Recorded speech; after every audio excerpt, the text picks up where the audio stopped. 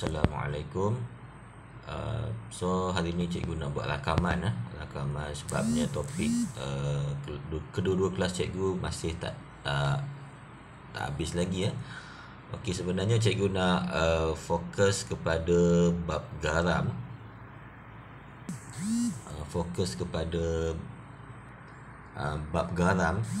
Tetapi cikgu tengok di hujung bab subtopik acid base ni ada satu bahagian yang cikgu rasa agak penting juga. So cikgu akan mulakanlah dengan di hujung bab acid base ni. Okey, sebelum cikgu masuk subtopik garam. Okey. So cikgu menggunakan buku teks bahasa Inggeris. Walaupun cikgu akan distribute rakaman ni kepada 4F dan 4R. Okey, di hujung bab acid base ni ada satu kalau kamu tengok sini ada istilah dia titration method titration method. Okey, ni titration method, kaedah penticratan kaedah penticratan cikgu baca dahulu. Titration method is a quantitative analysis method to determine the volume of acid needed to completely neutralize a given volume of alkali and vice versa. Okey, kaedah penticratan ni satu kaedah untuk kita menindakbalaskan antara acid dan base. Acid dengan akali dengan isi padu yang tepat. Seperti mana kita maklum bahawa bila acid bertindak balas dengan akali, hasil dia apa kelas? Garam dan air kan? Kita ambil asid, kita campur akali, garam dan air. Cuma masalah dia, adakah betul kita campur tu 100% menghasilkan garam dan air? Okay? Cikgu rasa tidak 100%. Kerana apa? Bila kita campur, memang bertindak balas, tetapi kemungkinan besar salah satu asid atau akali akan berlebihan. Jadi kita tak tahu mana yang tepat, isi padu yang tepat bila kita campur. 100% hanya ada garam dan air. Okey, cikgu pasti kalau kita campur salah satu akan berlebihan. Garam dan air akan terhasil, tetapi dalam masa yang sama juga ada asid dan alkali juga yang berlebihan. Jadi itu kita tak mau. Kita nak campur saja 100% terhasil. Jadi bagaimana kita nak dapat ni? Kita menggunakan kaedah penticratan. So, kaedah penticratan ini adalah satu kaedah yang bagus untuk kita memastikan bahawa 100% asid dan akali yang kita campur tu kita tahu jumlah dengan tepat untuk menghasilkan garam dan air. Dan sebenarnya kaedah penticratan ni, titration ni, cikgu rasa kamu masa lower form subjek sains kamu sepatutnya dah buat lah. Okey, so kita sambung lagi. Okay, in acid base titration, a solution of known concentration is slowly added from a burette into a conical flask that contains of volume of alkali of unknown concentration. Titration stops as soon as the acid base indicator change color. The point in the titration at which the acid base indicator changes color is known as the end point. Okey, cikgu akan cerita lebih detail. Inilah cara kerja dia secara ringkas, bagaimana kita membuat kaedah penticratan sehingga kita mendapat isi padu asid yang tepat. Kita kaedah penticratan ni kita nak menghasilkan garam dan air sahaja, tak nak ada berlebihan sama ada asid atau alkali. Okey, kita sambung. Di sini ada prosedur dia. Prosedur dia mungkin cikgu skip, tak baca sangat lah. Kamu baca nanti prosedur dia, sebab cikgu nak cepat sebabnya cikgu takut cikgu punya rakaman ni tak cukup data, tak cukup space. Okey, so ini adalah ini adalah radas yang digunakan untuk menggunakan kaedah pentitratan titration. Okey, kamu pun juga sudah pernah tengok ni ya. Dia ada burette, ada conical flask, ada retort stand Okey, jadi pada burette ni kita isikan asid, biasanya asid di dalam burette lah, asid di dalam burette. Di bawah ni adalah alkali. Kita tak guna base kita guna alkali walaupun kamu tahu base alkali lebih kurang kan, tapi kita guna alkali Alkali tu apa? Contohnya natrium hydroxide, potassium hydroxide, itu alkali lah. Alkali biasanya kita letak di bawah. Okey, asid letak di dalam burette ni Okey, satu lagi ciri adalah alkali ni di dalam kelangkun ni kita mesti tahu dia punya isi padu, dan kita mesti tahu dia punya kemolaran molarity atau kepekatan.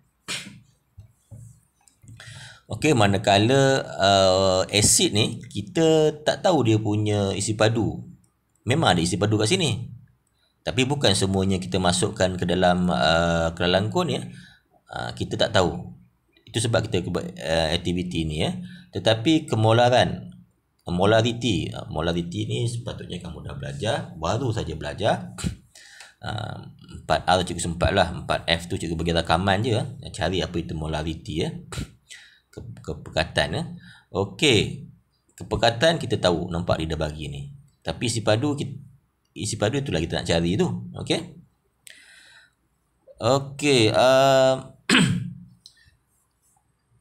Kalau kamu tengok sini dia ada warna pink dalam kelangkun ni. Sebenarnya pink itu bukan warna potassium hydroxide ataupun kalium hydroksida. Okey. Warna kalium hydroksida ni tidak berwarna. Tidak berwarna tu maksudnya macam air pipe lah. Air pipe tu tidak berwarna. Jangan kata jernih. Bukan jernih, memanglah jernih. Kalau dia warna kuning pun, kalau dia cantik dia tu jernih juga. Tapi istilah dia tidak berwarna. Asid pun tidak berwarna, alkali pun tidak berwarna. Okey. Jadi kalau kita campur dua ni, asid campur alkali menghasilkan garam. Garam pun tidak ada warna. Garam kalium nitrat tidak ada warna.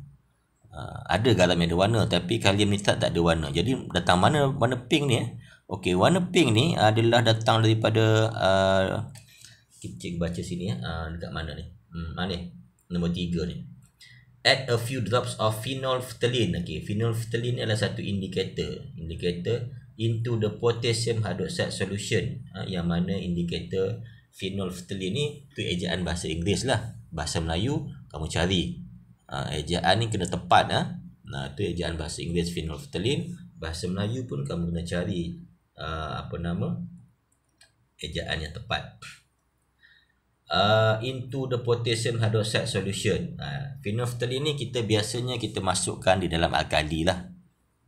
Okey, apakah kenapa kita masukkan? Sebabnya dia ada warna dia ada warna. Apa tujuan warna? Okey, nanti cikgu terang kenapa kena ada warna. Okey, cikgu cuba nak terang sekejap. Okey,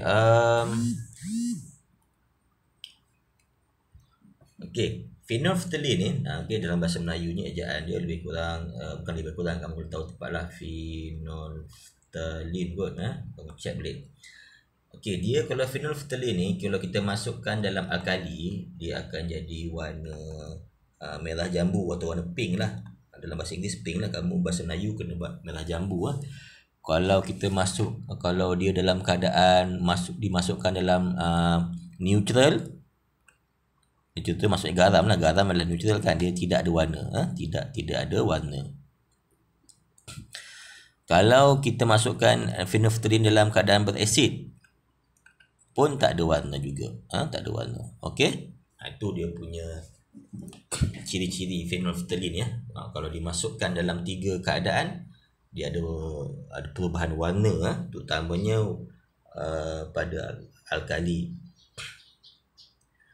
Okey.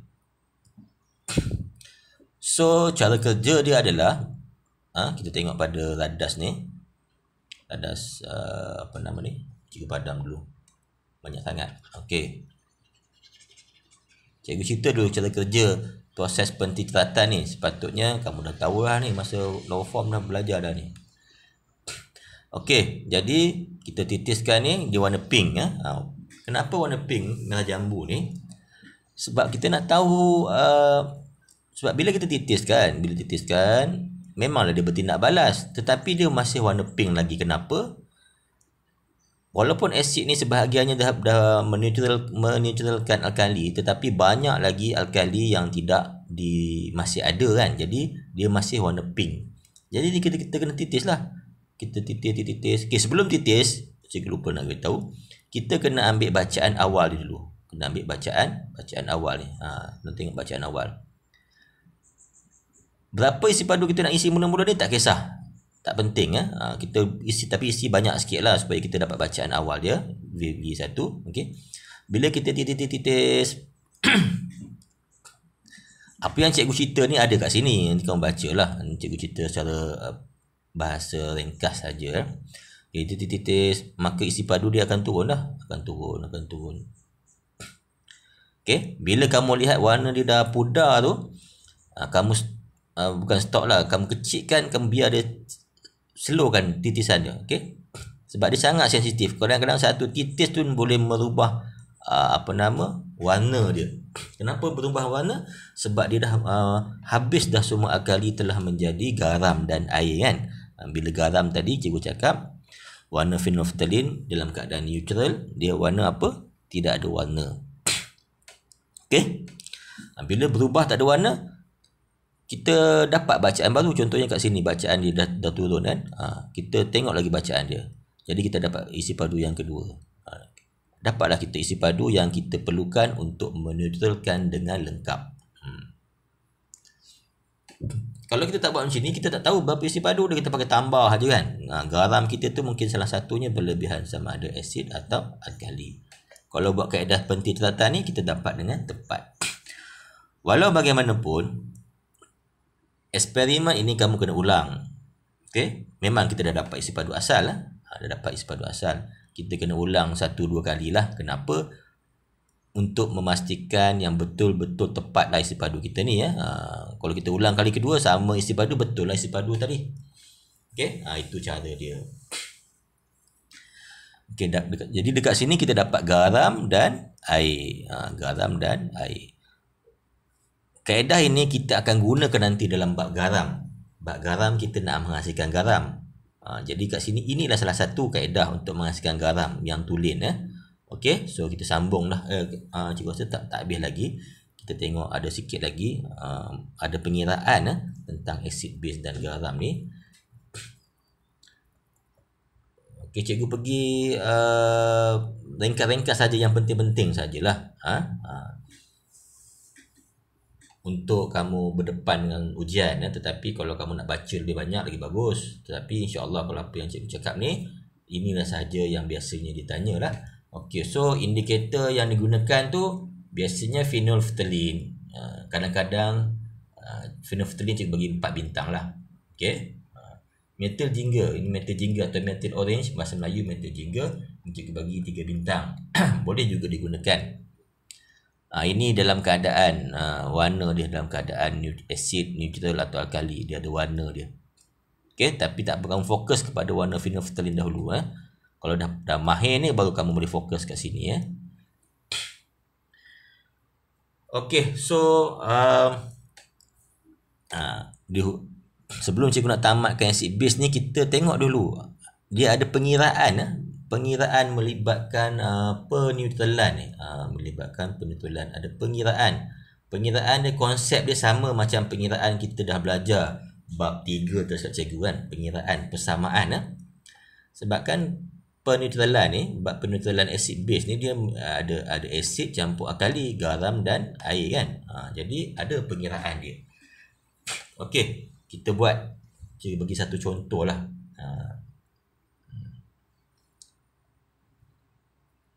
Okey, kita tengok contoh 14.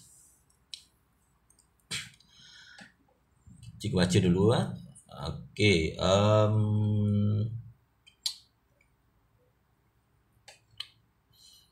tak apa, cikgu baca dulu.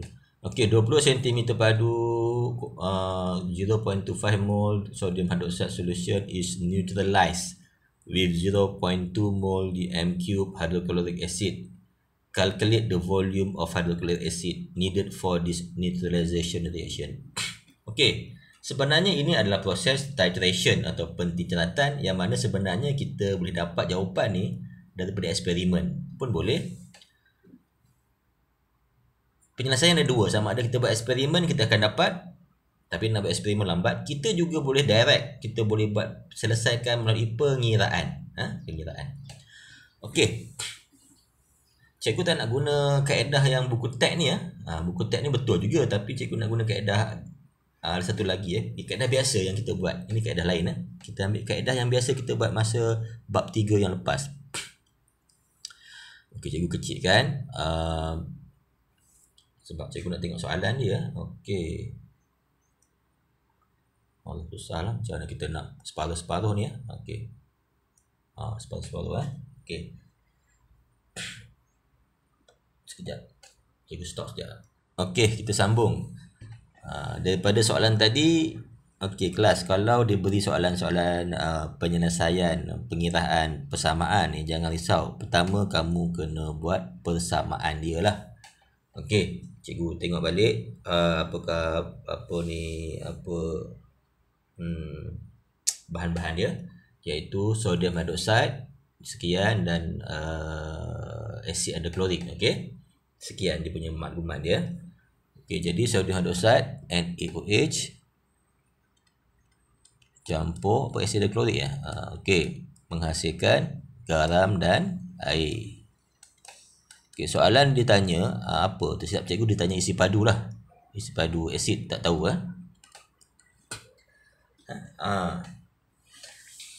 Macam biasalah buat penyelesaian. Pertama adalah apa? Buat persamaan.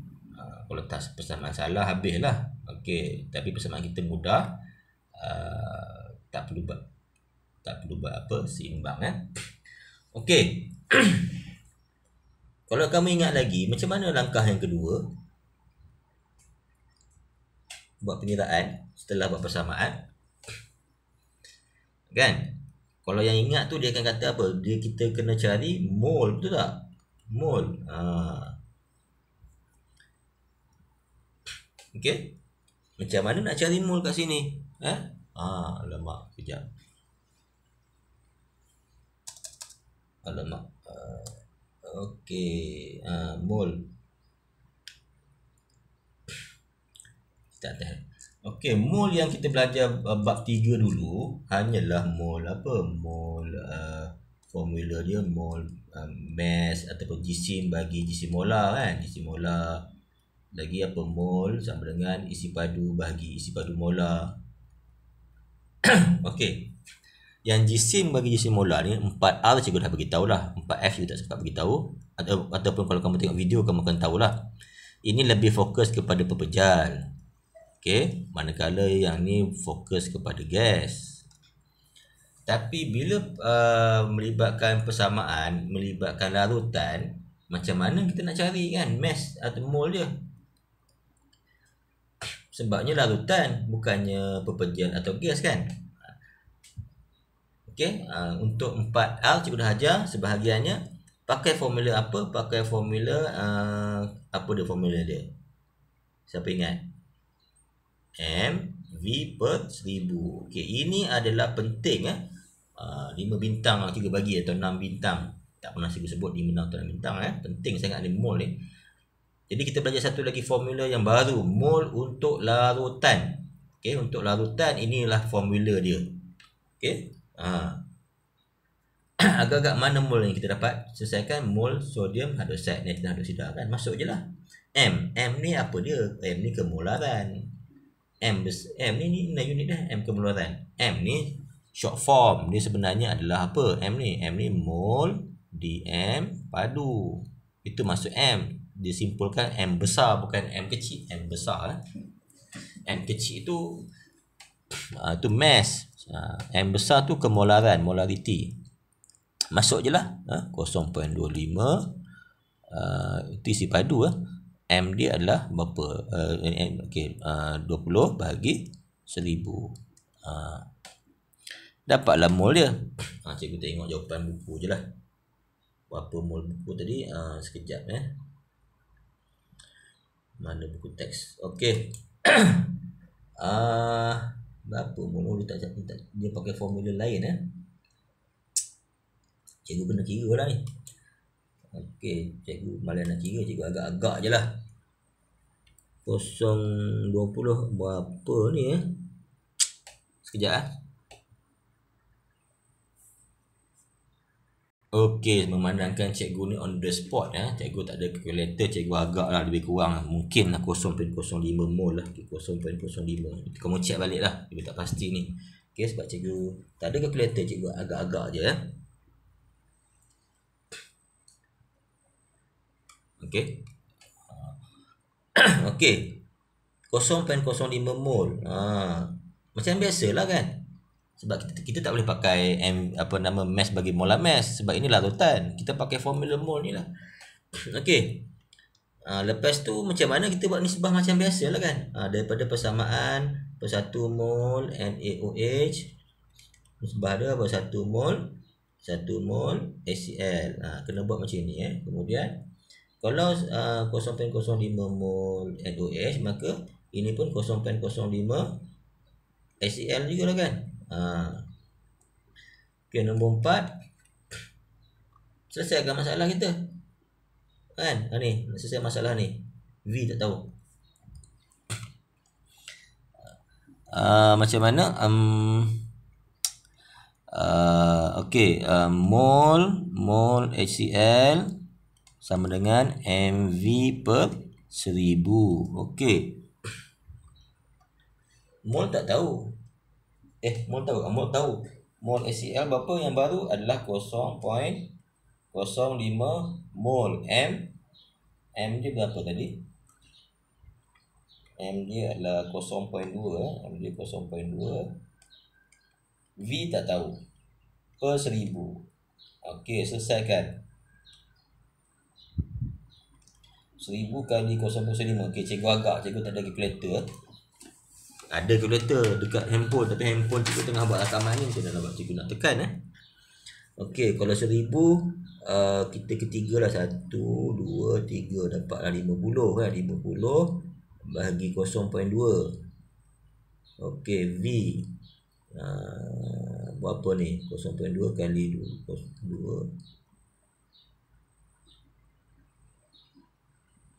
Macam mana ni Okey, 50. Tak apa, kita ni dua-dua ni kita kalikan dengan 10 kan. 10 kali dengan 10 dapat 2, dapat 500. 500 bagi 2 dapat apa? 250 cm padu kot. Cikgu anggar je lah. Dapat 250 cm padu. Okey. Pengiraan macam biasa. Macam kita belajar bab 3. Cuma masalah dia nak cari mol tu tak boleh pakai jisim bagi jisim molar, jisim padu semula. Itu lain sebab ini dalam bentuk larutan, ada formula yang lain khas. So hafal formula dia, MV per 1000 Okey, kita tengok jawapan. Betul ke ni Cikgu rasa langkah cikgu dah betul, cuma pengiraan cikgu tak pastilah sebab cikgu tak bilang. 25 sorry. 25 kamu check balik dah. 25 bukan 30. 25 cikgu silap tadi kot. Yang last kali cikgu silap cikgu betul balik. Ini mungkin 50 bagi 0.2 ni sebenarnya 25 lah. 25 cm padu. Jangan tengok jawapan, tengok dia punya step tu. Jawapan ni sebab cikgu agak, cikgu estimate dia sebab cikgu tak ada calculator 25 cm padu. Langkah ini sama je langkah yang kita dah belajar dulu masa bab 3. Cuma bila melibatkan asid, melibatkan larutan, masalah formula saja kita kena ubah mol tu Okey, itu saja, sama saja. Cuma kenapa cikgu tak nak pakai kaedah buku teks tu pun boleh, tu lagi senang sebenarnya. Sebelum cikgu nak ajar kaedah buku teks tu, cikgu nak fahamkan sebenarnya penyelesaian ni boleh digunakan menggunakan kaedah yang biasa. Okey. Kita tengok buku teks punya. Buku teks ni sebenarnya untuk asid dan base sahaja. Cikgu ulang balik. Apa benda lah pula ni? Asid dan base sahaja. Asid dan base sahaja. Kita ada formula yang khas, umum. Formula yang umum, yang mudah. Hanya untuk asid dan base saja. Tak boleh guna formula ini untuk persamaan yang lain. Tapi kalau kamu tak tahu nak guna, pakai formula yang biasa tadi pun lagi bagus. Okey, formula dia adalah formula ni. Ni formula ni hanya untuk asid. Kalau persamaan tu ada asid dan alkali, ini formula dia. Lagi senang. Ma ni, okey, cikgu besarkan. Okey, ni. Ma ni adalah kemolaran asid. Va ni isi padu asid. Mb ni kemolaran base. Base ni alkali lah. Alkali. V ni isi padu alkali. Masuk saja. Kita dah tahu tadi. A dengan B ni apa? A dengan B ni nampak dia dah beritahu ni. A ni adalah pemala untuk asid di depan ni. Berapa nilai dia? 1. Saya ambil 1. Senang je. B ni adalah pemala untuk alkali ni. Berapa? 1 juga. Masuk je satu-satu. Nampak dia 1, 1. Masuk saja dalam ni. Isi padu asid tak tahu. Kita masuk memanglah. Tinggal 1 je kan. Tu yang dapat. Kaedah ni lagi cepat. Cikgu syorkan kaedah ini. Kalau soalan objektif, bagus pakai kaedah ni objektif. Sebabnya objektif tak tengok jalan kerja. Untuk silibus lama, kalau buat ni kadang-kadang dia tak dapat markah penuh untuk jalan kerja. Jadi cikgu syorkan untuk keteh 2, untuk melibatkan jalan kerja, kamu pakai kaedah tadi. Kaedah cikgu yang biasa kita guna. Kaedah ini boleh, cuma cikgu takut kamu tak dapat markah penuh. Kalau kamu nak buat pengiraan untuk soalan objektif, boleh. Faham Okey, masih kalau siapa tak faham, boleh cuba lagi ni. Cuba lagi pengiraan ni, buat latihan sikit lagi. Sama pengiraan dia macam dulu juga sama, cuma beza kat mol, formula dia lain dah. Okey, so habis tentang topik, hujung topik. Juga saya dah habis gitu. Cuba check balik ni ini cantik juga, boleh menarik juga ni. Kamu boleh guna juga. Sebab ini asid ni memang formula MV/1000, tapi ini pepejal. Pepejal lain pula formula. Ini gabungan formula pepejal dengan gabungan formula ni. Ini menarik ni, kamu boleh cubalah. Cikgu kamu cuba buat ni. Cikgu tak sempat lah. Cikgu bagi konsep asas saja, cuba kamu buat. Uji diri kamu ni. Example 15. Okey. Okey, so habislah topik ni So cikgu tinggalkan ini untuk kamu buat example 15 ni, cuba kamu buat untuk kita habiskan dahulu. Cikgu rasa rakaman cikgu setakat ni untuk acid base. Lepas ni cikgu akan masuk garam. Okey, itu saja kelas. Cuba buat